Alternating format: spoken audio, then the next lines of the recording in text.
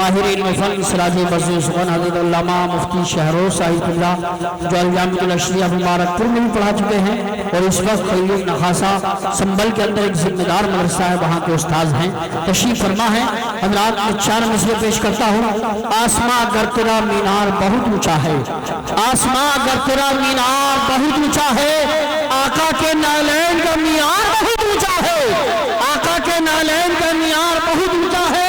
اور ہم غلاموں کی غریبی سے نہ دھوکہ کھانا، ہم غلاموں کی غریبی سے نہ دھوکہ کھانا، ہم غلاموں کا خریدار بہت اونچا ہے، ہم غلاموں کا خریدار بہت اونچا ہے۔ اور جس کو بھی محمد کا وسیلہ نہیں ملتا، اب میں دیکھتا ہوں اگر آقا کی محبت دل میں ہوگی اور قسم خدا کی حضور کی غلامی کا پٹا گلے میں ہوگا، اپنے آپ کو روک نہیں پاؤ گے، سبحان اللہ بولو گے۔ ایک بار ایڈوانس میں سارے لوگ ہاتھ اٹھا کے بول دو سبحان اللہ۔ جس کو بھی محمد کا وسیلہ نہیں ملتا، جس کو بھی محمد کا وسیلہ نہیں ملتا، جنت تو بڑی چیز ہے، رستہ نہیں ملتا، جنت تو بڑی چیز ہے، رستہ نہیں ملتا۔ اور وہ آل محمد ہے کہ پوشاک تو ان کے، وہ آل محمد ہے کہ پوشاک تو ان کے، پیون تو مل جاتے ہیں پر دھبا نہیں ملتا، پیون تو مل جاتے ہیں پر دھبا نہیں ملتا۔ اور ایک ہاتھ حسنی بنائیے، دوسرا حسینی، دونوں ہاتھوں کو اٹھا کے بولیے یا حسین یا حسین یا حسین۔ قلم کی نوک سے جب کربلا کا غم تبکتا ہے، قلم کی نوک سے، قلم کی نوک سے جب کربلا کا غم تبکتا ہے، تو بشکل شیر کاغذ پر ہمارا دل دھڑکتا ہے، تو بشکل شیر کاغذ پر ہمارا دل دھڑکتا ہے۔ کھلا کر نام پر ان کے کوئی احسان نہیں کرتا، کھلا کر نام پر ان کے کوئی احسان نہیں کرتا۔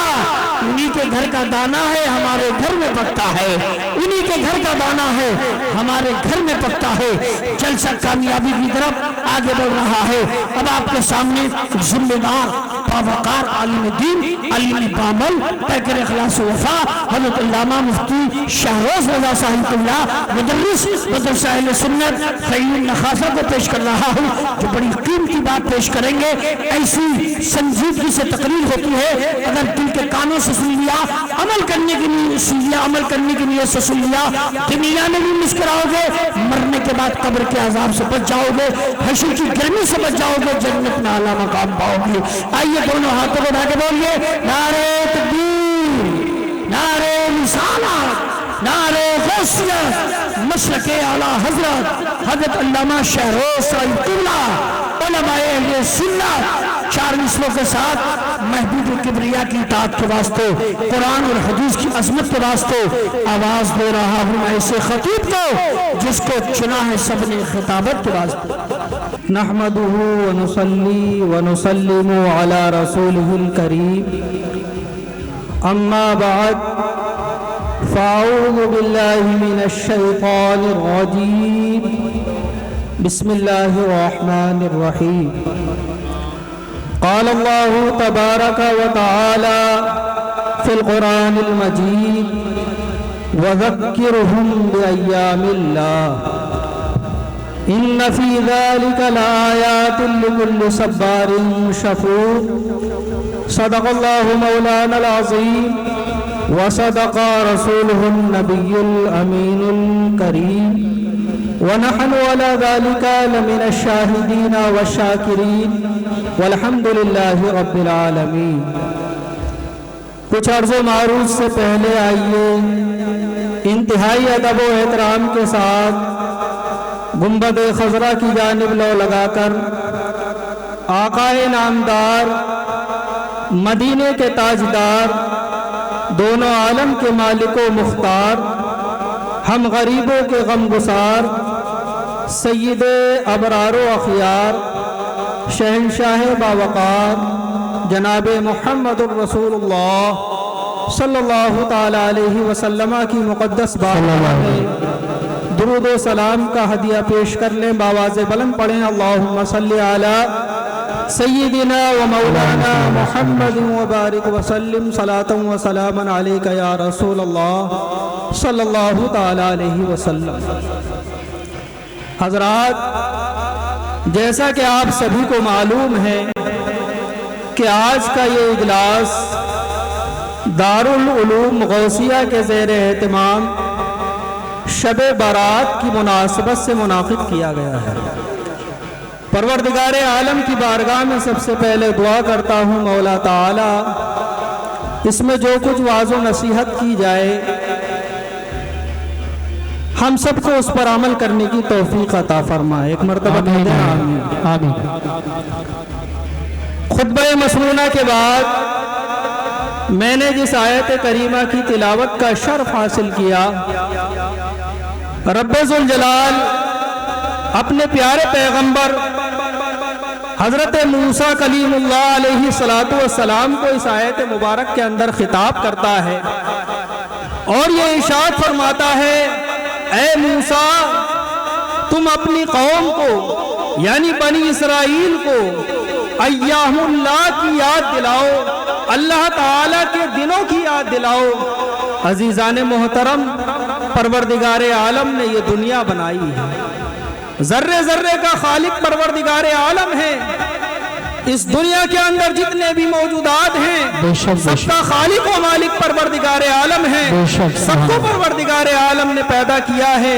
پروردگار عالم نے زمین کو بھی بنایا ہے، پروردگار عالم نے آسمان کو بھی بنایا ہے، پروردگار عالم نے دن کو بھی بنایا ہے، پروردگار عالم نے رات کو بھی بنایا ہے، پروردگار عالم نے شمس و قمر کو بھی بنایا ہے، پروردگار عالم نے شجر و حجر کو بھی بنایا ہے، پروردگار عالم نے اس دنیا کی اس کائنات کی ہر ایک چیز کو بنایا ہے۔ پروردگار عالم نے جب دن اور رات کو بنایا، زمین و آسمان کو بنایا، اس کے تعلق سے قرآن کریم کے اندر ارشاد ہوتا ہے، ان ربکم اللہ الذی خلق السماوات والارض فی ستۃ ایام، ان ربکم اللہ الذی، بے شک تمہارے پروردگار نے زمینوں کو بنایا، آسمان کو بنایا، کتنے دن میں بنایا؟ قرآن کریم کے اندر سورہ ابراہیم میں ہے فی ستۃ ایام، پروردگار عالم نے زمین و آسمان کو پیدا کیا، زمین و آسمان کو بنایا، کتنے دنوں میں بنایا؟ 6 دن کے اندر پروردگار عالم نے زمین و آسمان کو بنایا۔ اب ذرا یہ بتاؤ پروردگار عالم قادر مطلق ہے کیا نہیں؟ پروردگار عالم مالک کل ہے یا نہیں؟ پروردگار عالم ہر ایک چیز پر قادر ہے۔ پروردگار عالم اگر چاہتا تو ایک دن کے اندر زمینوں اور آسمان کو بنا سکتا تھا۔ پروردگار عالم اگر چاہتا، ایک دن تو بہت بڑی چیز ہے، ایک لمحے کے اندر زمین و آسمان کو بنا سکتا تھا۔ اگر پروردگار عالم لفظ کل فرما دیتا تو زمین و آسمان موجود ہوتے ہوئے آتے، لیکن پروردگار عالم نے زمین و آسمان کو 6 دن کے اندر پیدا کیا، 6 دن کے اندر بنایا۔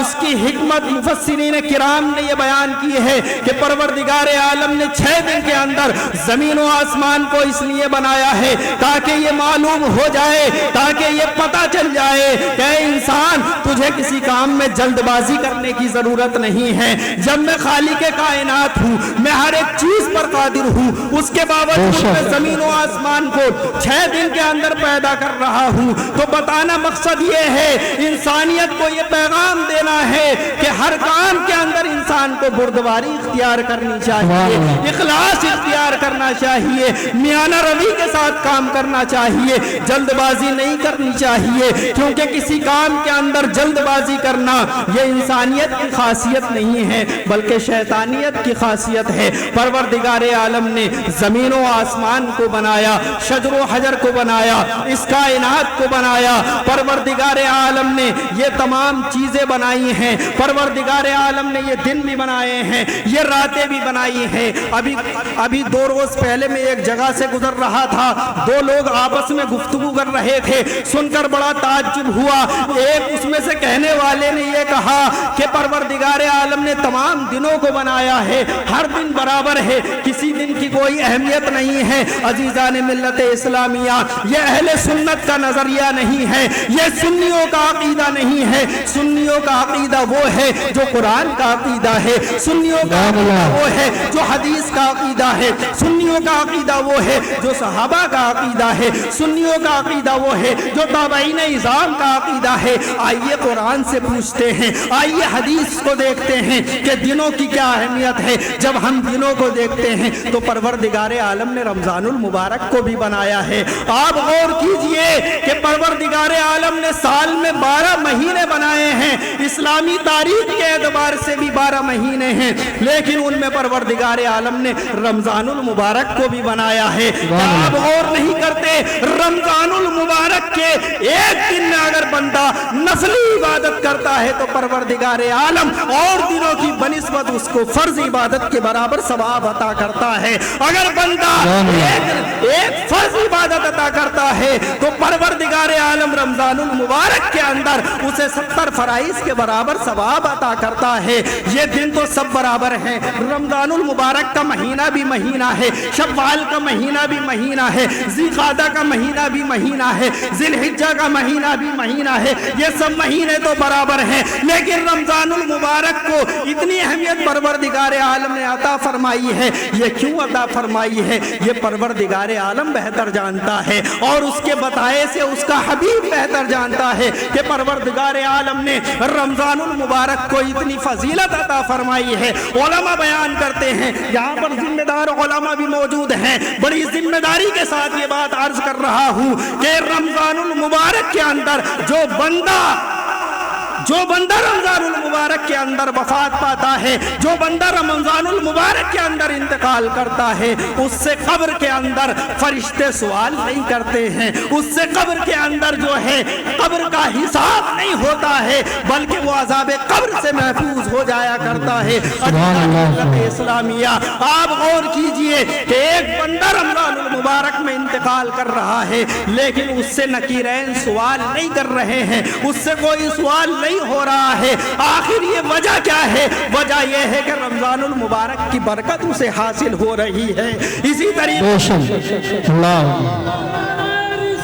یا رسول اللہ یا علی، کیا کہنے ہیں، بہت اچھا بول رہے ہیں ماشاءاللہ۔ ایک مرتبہ پورا مجمع ہاتھوں کو اٹھا کر کے کہہ دے سبحان اللہ، سبحان اللہ، ماشاءاللہ۔ ایک مرتبہ اور کہہ دے یا رسول اللہ، یا رسول اللہ، ایک مرتبہ کہہ دے یا حسین۔ یا حسین۔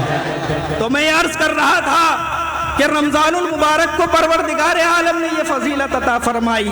اسی طریقے سے جمعہ کی رات میں جو مسلمان مرتا ہے یا جمعہ کے دن جو مسلمان مرتا ہے وہ اتنا خوش نصیب ہوا کرتا ہے کہ اس سے بھی قبر کے اندر منکر نکیر سوال نہیں کرتے ہیں، فرشتے سوال نہیں کرتے ہیں۔ یہ دنوں کی اہمیت پتہ نہیں چل رہی ہے تو کیا نہیں چل رہی ہے، یہ دنوں کی اہمیت ہی ہے کہ ایک بندہ جمعے میں انتقال کر رہا ہے، ایک بندہ شب جمعے میں انتقال کر رہا ہے، ایک بندہ رمضان المبارک میں انتقال کر رہا ہے تو عذاب قبر سے محفوظ ہو رہا ہے۔ دنوں کی برکت نہیں ہے تو کیا نہیں ہے۔ اور غور کیجئے، اور پروردگار عالم نے جو ہے ایسے کچھ ایام بنائے ہیں جن میں اپنی بڑی رحمتیں رکھی ہیں، بڑی برکتیں رکھی ہیں۔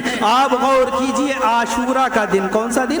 عاشورہ کا دن، جس دن سید الشہداء حضرت امام عالی مقام حضرت حسین رضی اللہ تعالیٰ عنہ کی شہادت ہوئی، اس دن جو ہے بڑے عظیم واقعات ہوئے ہیں۔ تاریخ کا اگر آپ مطالعہ کریں گے تو مورخین نے یہ لکھا ہے کہ یہ عاشورہ کا دن وہ دن ہے کہ جس میں تاریخ اسلام کے بڑے عظیم واقعات رونما ہوئے ہیں۔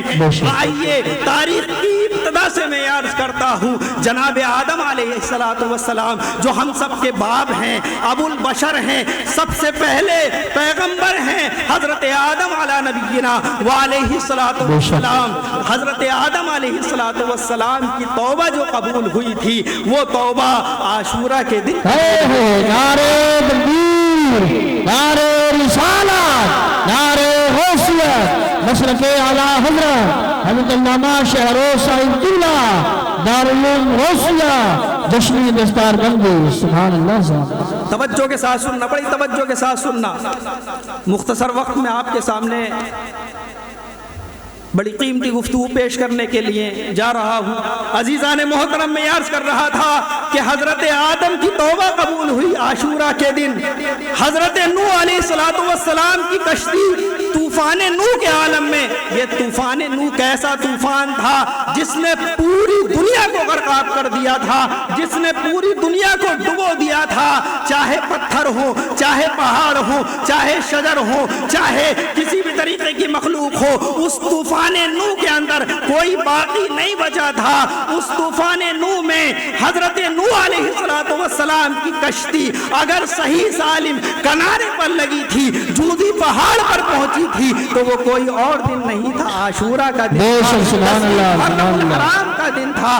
اور آگے چلیے، حضرت ایوب علیہ السلام اللہ کے بڑے پیارے پیغمبر ہیں، ان کی آزمائش ہوئی تھی کہ ایک طویل زمانے تک، ایک لمبی مدت تک وہ بیماری میں مبتلا رہے تھے۔ آج ہمارا عالم یہ ہوتا ہے کہ اگر ہم میں سے کوئی بیمار ہو جائے، اگر ہم میں سے کوئی مشکل میں آ جائے تو وہ شکوہ کرنے لگتا ہے، وہ شکایت کرنے لگتا ہے۔ لیکن دیکھیے پیارے پیغمبر حضرت ایوب علیہ السلام ایک لمبے زمانے تک بیماری میں مبتلا رہے، لیکن پروردگار عالم کی بارگاہ میں کبھی شکایت نہ کی، بلکہ ہمیشہ صبر کیا، ہمیشہ شکر کیا، اسی صبر کے عالم میں رہے، اسی شکر کے عالم میں رہے۔ حضرت ایوب علیہ السلام کی، حضرت ایوب کی جو بیماری دور ہوئی ہے، ان کو جو شفا ملی ہے وہ عاشورہ کے دن ہی ملی ہے۔ عزیزان محترم اور آگے بڑھیے، حضرت یونس علیہ السلام مچھلی کے پیٹ میں قید ہو گئے تھے، مچھلی کے پیٹ میں قید ہو گئے تھے۔ اس کے بعد مچھلی کے پیٹ میں جب قید رہے، آپ کو اس قید و بند سے رہائی کب ملی ہے؟ آپ جو ہے تسبیح پڑھتے رہتے تھے پروردگار عالم کی بارگاہ میں، لیکن آپ کو رہائی کب ملی؟ عاشورہ کے دن۔ سبحان اللہ، سبحان اللہ۔ عزیزان محترم اور آگے بڑھیے، یہی عاشورہ کا دن ہے جس میں حضرت امام حسین جناب امام علی مقام سید الشہداء کی شہادت عمل میں آئی ہے، وہ کوئی اور دن نہیں ہے، عاشورہ ہی کا دن ہے۔ یہ عاشورہ کا دن ہے۔ یہ عاشورہ کے دن کو اہمیت کیوں حاصل ہو رہی ہے؟ آپ غور کیجئے، دن تو سب برابر ہیں، کہنے والا کہہ رہا ہے کہ سب دن اللہ کے بنائے ہوئے ہیں، لیکن عاشورہ کے دن کو یہ اہمیت کون دے رہا ہے؟ پروردگار عالم عطا کر رہا ہے، خالق کائنات عطا کر رہا ہے، تو دنوں کو اہمیت پروردگار عالم دے رہا ہے۔ آئیے اب راتوں کی طرف آتے ہیں۔ پروردگار عالم نے راتیں تو سب بنائی ہیں، سب راتوں کا خالق پروردگار عالم ہے، سب راتوں کا بنانے والا پروردگار عالم ہے، لیکن عزیزان محترم راتوں میں کچھ راتیں ایسی ہیں جن کو پروردگار عالم نے فضیلت عطا فرمائی ہے، جن کو پروردگار عالم نے عظمت عطا فرمائی ہے۔ ان راتوں میں ایک رات جو ہے وہی رات ہے جس رات میں آپ بیٹھے ہوئے اللہ اور اس کے رسول نعرہ تکبیر، نعرہ رسالت، نعرہ غوثیت، مسلک اعلیٰ حضرت، فیضان اعلیٰ حضرت، فیضان شب برات، حضرت علامہ شہروز صاحب قبلہ دارالعلوم غوثیہ۔ سبحان اللہ، سبحان اللہ۔ پروردگار عالم نے راتوں میں ایک رات بنائی ہے شب معراج، سبحان اللہ، جس میں اللہ کے نبی صلی اللہ تعالی علیہ وسلم مسجد حرام سے مسجد اقصی تک گئے اور پھر مسجد اقصی سے آسمانوں کی سیر کی۔ نعرہ تکبیر، نعرہ رسالت، نعرہ غوثیت، مسلک اعلیٰ حضرت۔ آپ بیٹھے رہیں، آپ بیٹھے رہیں۔ مناظر اہل سنت علامہ قاری سخاوت صاحب قبلہ، حضرت علامہ قاری سخاوت صاحب قبلہ، بیٹھے رہیں، آپ بیٹھے رہیں۔ اسٹیج والے آئیے، آگے تشریف لائیے، آگے آئیے، زیارت ہوتی رہی، آگے آئیے۔ مناظر اہل سنت علامہ قاری سخاوت صاحب قبلہ حضرت آ چکے ہیں، علامہ قاری سخاوت صاحب، جن کی تاریخ بڑی مشکل سے ملتی ہے۔ یہ تو مولانا نفیس القادری صاحب قبلہ کی مہربانی ہے جو قاری سخاوت صاحب اتنی خاص تاریخ میں آپ کے سامنے موجود ہے۔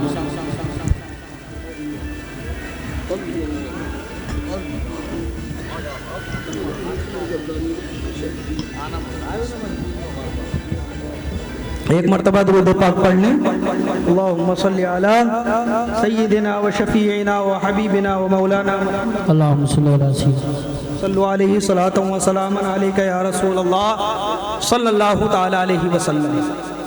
تو حضرات میں یہ عرض کر رہا تھا کہ پروردگار عالم نے کچھ راتوں کو فضیلت عطا فرمائی ہے، ان راتوں میں شب معراج ہے جس میں اللہ کے پیارے حبیب صلی اللہ تعالی علیہ وسلم کو معراج ہوئی۔ ان راتوں میں شب برات ہے جس میں آج ہم اللہ اور اس کے رسول کا ذکر کر رہے ہیں۔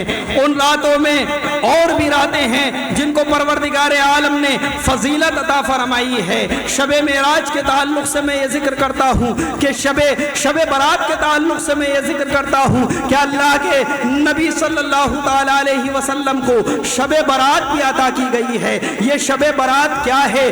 شب برات برکت والی رات ہے، شب برات رحمت والی رات ہے، شب برات فضیلت والی رات ہے، شب برات نجات والی رات ہے، شب برات مغفرت والی رات ہے۔ اسی رات کے تعلق سے اللہ کے پیارے حبیب صلی اللہ تعالیٰ علیہ وسلم ارشاد فرماتے ہیں یہی وہ رات ہے کہ جس رات میں پروردگار عالم آسمان دنیا کے اوپر اپنی تجلی ظاہر فرماتا ہے۔ یوں تو پروردگار عالم کی رحمت بڑی وسیع ہے، یوں تو پروردگار عالم کی رحمت ہر چیز کو شامل ہے، لیکن یہ رات وہ رات ہے کہ جس رات میں پروردگار عالم آسمان دنیا کے اوپر اپنی تجلی فرماتا ہے اور یہ فرماتا ہے، یہ ارشاد فرماتا ہے کوئی بخشش مانگنے والا، ہے کوئی رحمت مانگنے والا، ہے کوئی پروردگار عالم کی بارگاہ میں اپنا دامن سوال پھیلانے والا، یہ پروردگار عالم کی طرف سے ندا ہوتی ہے۔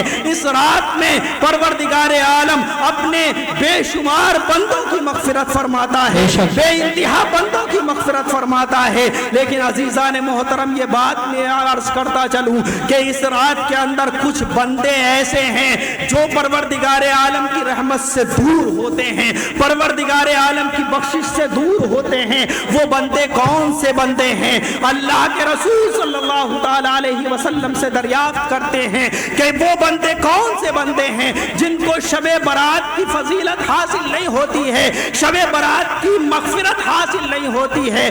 وہ بندے ایسے بندے ہوتے ہیں جو پروردگار عالم کے نافرمان ہوا کرتے ہیں، جو ماں باپ کے نافرمان ہو وہ شب برات کی مغفرت سے دور رہتا ہے۔ اللہ اکبر کبیرہ، جو ہمیشہ شراب نوشی کرنے والا ہے وہ بھی شب برات کی مغفرت سے اور اس کی معافی سے دور رہتا ہے۔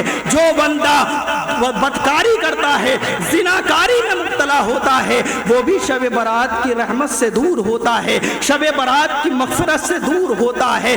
جو کاہن ہوتا ہے اور جو جادوگر ہوتا ہے، اس طرح کے لوگ جو ہوتے ہیں وہ شب برات کی مغفرت سے دور ہوتے ہیں، شب برات کی رحمت سے دور ہوتے ہیں۔ تو ہمیں چاہیے کہ ان گناہوں سے بچیں، شراب نوشی سے بچیں۔ آج سننے میں آتا ہے کہ ہمارے نوجوان مسلمان شراب نوشی میں اس قدر مبتلا ہو گئے ہیں، ماں باپ کو یہ شکایت رہتی ہے، ہمارے پاس شکایتیں لے کر کے آتے ہیں۔ عزیزان محترم، یہ شراب نوشی بہت بڑا گناہ ہے اور یہ ایسا گناہ ہے کہ قرآن کریم نے اس کی سخت الفاظ میں مذمت فرمائی ہے۔ یسألونک عن الخمر والمیسر قل فیہما اسم کبیر ومنافع للناس۔ یہ شراب نوشی ایسا گناہ ہے جس کے تعلق سے قرآن حکیم کے اندر پروردگار عالم ارشاد فرماتا ہے فیہا اسم کبیر۔ یہ شراب نوشی ایسا گناہ ہے کہ جس میں بہت بڑا گناہ ہے۔ عزیزان محترم، جو شراب نوشی میں ملوث ہو جاتا ہے،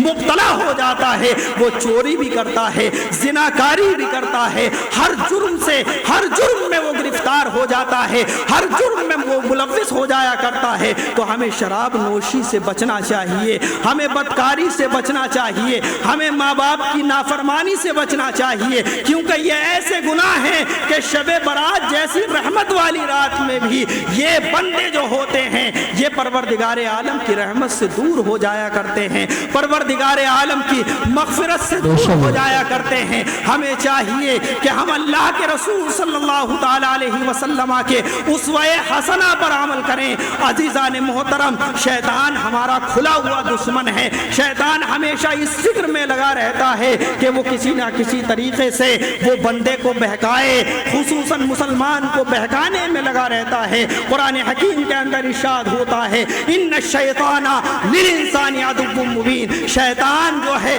انسان کا کھلا ہوا دشمن ہے۔ جب بچہ پیدا ہوتا ہے، بڑے توجہ کے ساتھ سننا، جب بچہ پیدا ہوتا ہے تو اسی کے ساتھ جو ہے شیطان اس کے حرکت کرنا شروع کر دیتا ہے اور اس کے کچوکے لگانا شروع کر دیتا ہے۔ یہی وجہ ہے کہ جب بچہ پیدا ہوتا ہے تو رونے لگتا ہے۔ اس کی وجہ یہی ہے کہ پیدائش کے وقت ہی شیطان جو ہے وہ اس کے ساتھ حرکت کرنا شروع کر دیتا ہے اور یہ بتاتا ہے اے انسان تو دنیا کے اندر تو آ گیا ہے لیکن ہر موڑ کے اوپر تیری ہر حرکت کے اوپر میری نظر رہے گی اور ہمیشہ میں تجھے بہکاتا رہوں گا۔ یہ شیطان کا کام ہوتا ہے اور شیطان انسان کے پیدا ہونے سے لے کر کے اس کی وفات تک ہمیشہ اس کے پیچھے لگا رہتا ہے، بلکہ جب نزع کا وقت آتا ہے تو اس وقت بھی شیطان کھڑا ہو جاتا ہے انسان کے سامنے۔ یہ نزع کا وقت کیسا وقت ہوتا ہے؟ بڑی شدتوں کا وقت ہوتا ہے،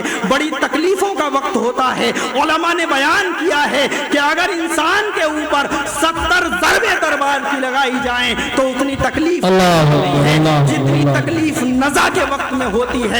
جب نزع کا وقت آتا ہے تو شیطان اس وقت بھی انسان کو بہکاتا ہے اور یہ کہتا ہے اے بندے یہ کہہ دے میں تیرا رب ہوں، میں تیری مغفرت کر دوں گا اور تجھے عذاب سے بچا دوں گا۔ اس وقت بھی شیطان بہکانے کے لیے آ جاتا ہے۔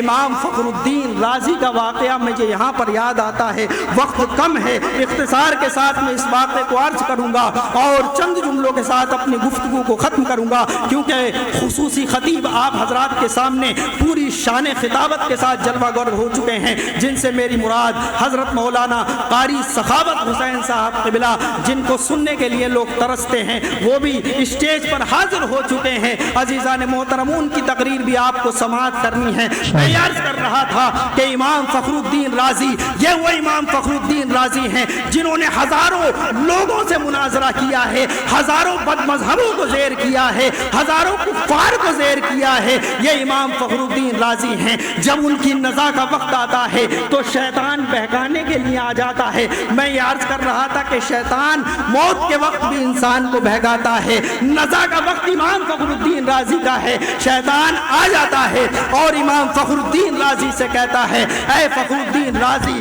تو بہت بڑا علامہ اپنے آپ کو کہتا ہے، تو نے بڑے مناظرے کیے ہیں، تو نے بڑے بد مذہبوں سے مناظرے کیے ہیں، بڑے مناظروں میں تو نے لوگوں کو زیر کیا ہے۔ آج میں تجھ سے ایک سوال کرنا چاہتا ہوں، کیا تو اس کا صحیح جواب دے سکتا ہے؟ امام فخر الدین رازی نے یہ ارشاد فرمایا کہ اے ابلیس پوچھ کیا پوچھنا چاہتا ہے؟ ابلیس اور شیطان کہتا ہے اے فخر الدین رازی میرا ایک سوال ہے، بڑا موٹا سا سوال ہے۔ امام فخر الدین رازی نے کہا سوال کیا ہے جلدی پوچھ۔ شیطان نے کہا سوال یہ ہے کہ تو نے بڑے مناظرے کیے ہیں لیکن تو نے اللہ کو بھی پہچانا ہے یا نہیں پہچانا؟ کس کو؟ اللہ کو۔ کتنا موٹا سوال لگ رہا ہے؟ آپ سوچیں گے کہ اللہ کو پہچاننا، یہ تو اگر مسلمان کے بچے سے بھی سوال کیا جائے تو وہ بھی جواب دے دے گا اللہ ہے، میرا خالق اللہ ہے۔ شیطان نے کہا اے فخر الدین تو نے اللہ کو پہچانا؟ امام فخر الدین رازی نے کہا ہاں میں نے اللہ کو پہچانا، اللہ ایک ہے، اس کا کوئی شریک نہیں ہے، نہ عبادت میں اس کا کوئی شریک ہے، نہ اس کے خاص اوصاف میں اس کا کوئی شریک ہے، اس کے علاوہ کسی کی پرستش جائز نہیں ہے، اس کے علاوہ کسی کی عبادت جائز نہیں ہے، اللہ ایک ہے۔ لیکن ادھر بھی شیطان تھا جو معلم ملکوت رہ چکا تھا، جس نے ایک روایت کے مطابق فرشتوں کو بھی تعلیم دی ہے۔ شیطان نے کہا کہ اے امام فخر الدین رازی میں تیری بات نہیں مانتا، تو اس پر دلیل قائم کر، تو اس پر برہان پیش کر۔ امام فخر الدین رازی نے ایک دلیل دی، شیطان نے اس کو کاٹ دیا۔ فخر الدین رازی نے دوسری دلیل دی، شیطان نے اس کو بھی کاٹ دیا۔ امام فخر الدین رازی دلیل دیتے جاتے تھے، شیطان اس کو کاٹتا جاتا تھا۔ الغرض امام فخر الدین رازی نے 300 360 دلیلیں اللہ کی وحدانیت کے اوپر قائم کر دی، لیکن شیطان نے ہر دلیل کو کاٹ دیا۔ امام فخر الدین رازی پریشان ہو جاتے ہیں، ادھر ان کے شیخ امام نجم الدین کبرا وضو بنا رہے تھے، انہوں نے یہ دیکھ لیا کہ شیطان میرے مرید کو پریشان کر رہا ہے۔ پہلے کے پیر بھی پیر لاسانی ہوا کرتے تھے، غوث اعظم جیلانی جیسے پیر ہوا کرتے تھے۔ امام نجم الدین کبرا نے یہ دیکھ لیا کہ شیطان میرے مرید خاص کو پریشان کر رہا ہے۔ امام نجم الدین کبرا وضو بنا رہے تھے، اسی وقت آپ نے وضو کا برتن پھینکا اور یہ کہا، اے فخر الدین رازی کہہ کیوں نہیں دیتا میں اللہ کو بغیر دلیل کے۔ نعرہ تکبیر، نعرہ رسالت، نعرہ غوثیت۔ حضرت علامہ شہروز صاحب قبلہ علماء اہل سنت، کیا شاندار تقریر ہے، واہ واہ واہ، بہت اچھا بات ہے عزیزان محترم، بہت سبحان اللہ سبحان اللہ۔ یہ میں عرض اس لیے کر رہا تھا کہ آج الہاد کا دور چل پڑا ہے، ملحدین اور بے دین چاروں طرف نظر آتے ہیں۔ ہمارے نوجوان یونیورسٹیز میں پڑھنے جاتے ہیں، کالجوں میں پڑھنے جاتے ہیں، وہاں پر ملحدین سے ان کی ملاقات ہوتی ہے جو اللہ کے وجود کا انکار کرتے ہیں، جو مذہب کا انکار کرتے ہیں۔ وہ یہ کہتے ہیں کہ مذہب کوئی چیز نہیں ہے، مذہب پر چل کر کے آدمی پابند ہو جاتا ہے، مذہب کو مان کر کے آدمی قید ہو جاتا ہے۔ وہ ورغلانے کی کوشش کرتے ہیں، جو مذہب کے ماننے والے ہیں ان کو بہکانے کی کوشش کرتے ہیں، اور خاص طور سے چونکہ مذہب اسلام جو ہے وہ مذہب مہذب ہے، عالمگیر مذہب ہے، ان الدین عند اللہ الاسلام، بے شک حق مذہب اسلام ہی ہے۔ اسی لیے ملحدین و بے دین اسلام کے پیچھے لگے ہوئے ہیں، مسلمانوں کے پیچھے لگے ہوئے ہیں، وہ مسلمانوں کے نوجوانوں کو ورغلانے کی کوشش کرتے ہیں، ان کو گمراہ کرنے کی کوشش کرتے ہیں، اور یہ کہتے ہیں کہ مذہب کوئی چیز نہیں ہے، مذہب کو مان کر کے آدمی قید ہو جاتا ہے، مذہب کو مان کر کے آدمی ایک گرفتار سا ہو جاتا ہے۔ لیکن عزیزان محترم، میں یہ عرض کرنا چاہتا ہوں کہ مذہب جو ہوتا ہے، مذہب کا معنی کیا ہوتا ہے، بڑی توجہ کے ساتھ سننا۔ آج یہ وبا عام ہو چکی ہے، اس کے جواب بھی ہمارے نوجوانوں کے ذہنوں میں رہنا چاہیے۔ مذہب ایک راستہ ہوا کرتا ہے، مذہب ایک طریقہ ہوا کرتا ہے جس پر چل کر کے بندہ پروردگار عالم تک پہنچتا ہے، خالق کائنات تک پہنچتا ہے۔ آپ غور کیجئے، دنیا کے اندر اگر ایک چھوٹا سا موبائل بھی تیار کیا جاتا ہے تو اس کے لیے ایک طریقہ ہوتا ہے، اس کے لیے ایک مینول بنایا جاتا ہے جس پر چل کر کے اس موبائل کو بنایا جاتا ہے۔ موبائل بنانے والی کمپنی کے افراد بھی جو ہے ہدایت کر دیتے ہیں کہ جس بندے کو اس موبائل کو چلانا ہے ان طریقوں پر عمل کرنا پڑے گا، اس مینول کو ماننا پڑے گا۔ جو اس مینول کو نہیں مانے گا، جو اس طریقے کو نہیں مانے گا، میرا یہ موبائل خراب ہو جائے گا، کمپنی بتا دیتی ہے۔ بالکل اسی طریقے سے بلا تشبیہ و تمثیل عرض کرتا ہوں کہ اسلام بھی جو ہے ایک مذہب ہے، اور مذہب ایک راستہ ہوتا ہے۔ اس راستے کو فالو کرو گے تو دنیا میں بھی کامیاب ہو جاؤ گے اور آخرت میں بھی کامیاب ہو جاؤ گے، اور اس راستے کو اگر تم نے چھوڑ دیا تو دنیا میں بھی گمراہ ہو جاؤ گے اور آخرت میں بھی ناکام ہو جاؤ گے۔ عزیزان محترم، آج آپ سیما پوری میں بیٹھے ہوئے ہیں، یہاں سے اگر آپ کو آنند وہار جانا ہے تو ایک مخصوص راستہ اختیار کرنا ہوگا جس پر چل کر کے آپ آنند وہار پہنچیں گے۔ آپ دہلی کی سرزمین پر بیٹھے ہوئے ہیں، اگر آپ کو لکھنؤ کا سفر کرنا ہے تو ایک طریقے سے کرنا ہوگا، جو سواریاں لکھنؤ تک چلتی ہیں انہی سے آپ کو سفر کرنا ہوگا۔ اگر ان کو چھوڑ دیا تو نہ لکھنؤ ملے گا نہ آپ کا راستہ مل سکے گا۔ عزیزان محترم، مذہبی ایک راستہ ہوا کرتا ہے، ہم دنیا کے راستے تو ماننے کے لیے تیار ہیں، لیکن جو ہمارا حق راستہ ہے مذہب اس کو ماننے کے لیے تیار نہیں ہے۔ ایک اور بات وہ یہ کہتے ہیں کہ اللہ رب العزت کوئی چیز نہیں ہے، اللہ رب العزت کے وجود کا انکار کرتے ہیں، لیکن آپ نے دیکھا ہوگا بڑے بڑے ملحدین، بڑے بڑے سائنسدانوں کی آپ تاریخ اٹھا کر کے دیکھ لیجئے، جب ان کی موت کا وقت آتا ہے یا ان پر پریشانی کا وقت آتا ہے اور وہ پریشانی ٹلتی نہیں ہے، ہر طریقے سے کوشش کرتے ہیں، بڑے علاج کر رہے ہیں لیکن شفایاب نہیں ہو رہے ہیں، بڑے بڑے ہاسپٹلوں کا رخ کر رہے ہیں لیکن شفا نہیں مل رہی ہے۔ آخرکار جب بندہ پریشان ہوتا ہے، حیران ہوتا ہے، دوستو احباب ساتھ چھوڑ دیتے ہیں، سب ہر ایک اس کا ساتھ چھوڑ دیتا ہے، اس وقت وہ یہ کہتا ہوا نظر آتا ہے، اے وہ ذات جس نے ساری جہان کو بنایا ہے، ساری دنیا کو بنایا ہے، میری مدد کر دے، میری تسلیم کر دے۔ یہ بندہ کہتا ہوا نظر آتا ہے۔ یہ فطرت بھی بتا رہی ہے کہ اس کائنات کو چلانے والا کوئی نہ کوئی ہے، اس کائنات کو بنانے والا کوئی نہ کوئی ہے، جس نے ذرے ذرے کو پیدا کیا ہے، جس نے آسمان کو بنایا ہے، جس نے زمین کو بنایا ہے، جس نے چاند سورج کو بنایا ہے، ان تمام چیزوں کو پیدا کرنے والا ایک خالق و مالک ہے۔ اور عزیزان محترم صرف آخری باتیں عرض کر رہا ہوں، اور یہ کائنات جو آپ دیکھ رہے ہیں، یہ ساری کائنات جو بنی ہے وہ صدقہ ہے نبی آخر الزمان صلی اللہ تعالیٰ علیہ وسلم کا۔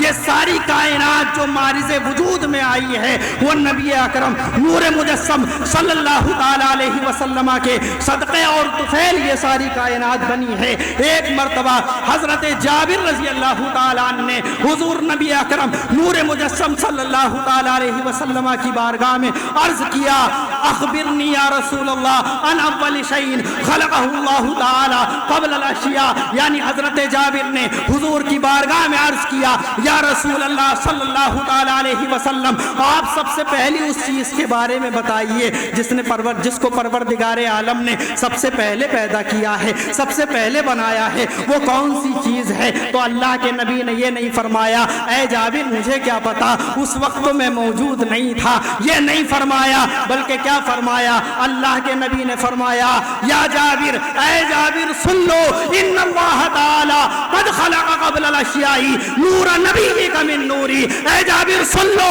پروردگار عالم نے زمین کو پہلے نہیں بنایا، آسمان کو پہلے نہیں بنایا، دن کو پہلے نہیں بنایا، رات کو پہلے نہیں بنایا، مہینوں کو پہلے نہیں بنایا، دنوں کو پہلے نہیں بنایا، پروردگار عالم نے شجر و حجر کو پہلے نہیں بنایا، برگ و ثمر کو پہلے نہیں بنایا، پروردگار عالم نے کسی چیز کو پہلے نہیں بنایا۔ اے جابر سن لو، سب سے پہلے تیرے نبی کے نور کو اپنے نور سے پیدا فرمایا اللہ رب العزت نے۔ اسی وجہ سے عظیم البرکت مجدد دین و ملت فاضل بریلی کی سرزمین سے ارشاد فرماتے ہیں، زمین و زمان زمین و زمان تمہارے لیے، مکین و مکان تمہارے لیے، زمین و زمان تمہارے لیے، مکین و مکان تمہارے لیے، چنین و چنا تمہارے لیے، چنین و چنا تمہارے لیے، بنے تو جہاں تمہارے لیے، ذہن میں زبان تمہارے لیے، بدن میں جہاں تمہارے لیے، ہم آئے یہاں تمہارے لیے،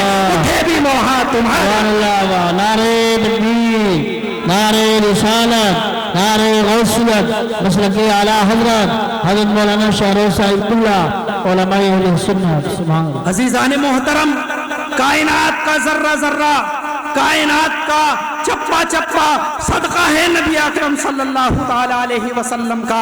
اس دنیا کے اندر اے مسلمانوں تم کامیاب ہونا چاہتے ہو، اللہ کے نبی صلی اللہ تعالیٰ علیہ وسلم کے دامن سے وابستہ ہو جاؤ۔ جو چیز نبی کے دامن سے وابستہ ہو گئی ہے وہ چیز دنیا میں بھی کامیاب ہو گئی ہے، آخرت میں بھی کامیاب ہو گئی ہے۔ آپ غور کیجئے، اللہ کے نبی صلی اللہ تعالیٰ علیہ وسلم کے خاندان جو ہے، اہل بیت کرام جو ہے، تمام خاندانوں سے افضل ہو گیا۔ اللہ کے نبی صلی اللہ تعالیٰ علیہ وسلم کے صحابہ تمام صحابہ سے افضل ہو گئے۔ اللہ کے نبی صلی اللہ تعالیٰ علیہ وسلم کی ازواج مطہرات تمام ازواج سے افضل ہو گئی، تمام دنیا سے افضل ہو گئی، ساری دنیا کی امہات المؤمنین بن گئی۔ کیوں بن گئی؟ اللہ کے نبی صلی اللہ تعالیٰ علیہ وسلم سے نکاح کرنے کی برکت سے۔ جو چیز نبی کے دامن سے وابستہ ہو جاتی ہے وہ دنیا میں بھی کامیاب ہو جاتی ہے، آخرت میں بھی کامیاب ہو جاتی ہے۔ تو اگر تم کامیابی چاہتے ہو ہو تو اللہ کے نبی کے دامن سے وابستہ ہو جاؤ، دنیا میں بھی کامیاب ہو جاؤ گے، آخرت میں بھی کامیاب ہو جاؤ گے۔ اللہ کی سرتابہ قدم شان ہے یہ، انسان ہی انسان وہ انسان ہے یہ۔ قرآن تو ایمان بتاتا ہے انہیں، ایمان یہ کہتا ہے میری جان ہے یہ۔ عزیزان محترم، انہی الفاظ کے ساتھ میں اپنی گفتگو کو ختم کرتا ہوں۔ استغفر اللہ ربی من کل ذنب واتوب الیہ۔ یہ قصہ لطیف ابھی ناتمام ہے، جو کچھ بیان ہوا وہ آغاز باب تھا۔ السلام علیکم ورحمۃ اللہ تعالی وبرکاتہ۔